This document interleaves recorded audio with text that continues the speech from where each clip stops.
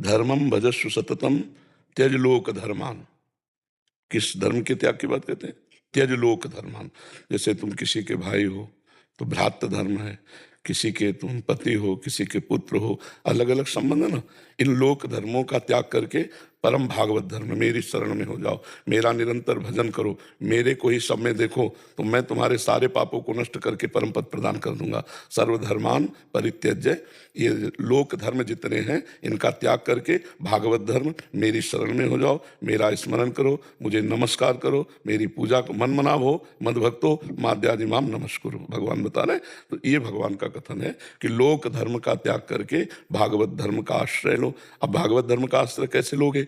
तो बोले संतों का संग करो, जो भगवत प्रेमी महात्मा जन है उनका संग करोगे तो भगवान के चरणों की प्रीति होगी, भगवान के चरणों में आश्रय होगा, भगवान का सुमिरन बनेगा। नहीं तो कैसे भगवान के शरण में जाओगे? शरण होना भी नहीं आता अपने को तो शरण होना भी नहीं आता। तो संत संग से, सत्संग के द्वारा भगवान की महिमा सुनने को मिलती है, और जिन आचरणों का त्याग करना होता है उन आचरणों का हमें परिचय मिलता है कि ये छोड़ना चाहिए, ये नहीं करना चाहिए, और जो करना चाहिए उनका परिचय मिलता है कि इनको पकड़ना चाहिए। उसी से हमारे भगवान की शरणागति होती है, और जहाँ भगवान की शरण में हुए तो भगवान सर्व पापों का नाश करके भगवत प्राप्ति करा देते हैं।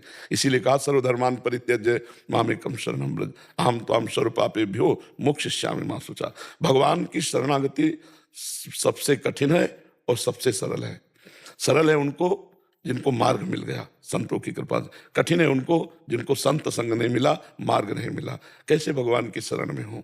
बड़ा कठिन है, क्योंकि भगवान कोई दिखाई तो दे नहीं रहे, भगवान से हम कोई बातचीत तो कर नहीं रहे, तो हम उनकी शरण में कैसे हो? जब हम उनके प्रेमी जनों का संग करते हैं तब शरणागत हो जाते हैं, फिर भगवान का आश्रय हो जाता है, भरोसा। जब हनुमान जी का दर्शन हुआ विभीषण जी को तभी भगवान की शरणागति हुई।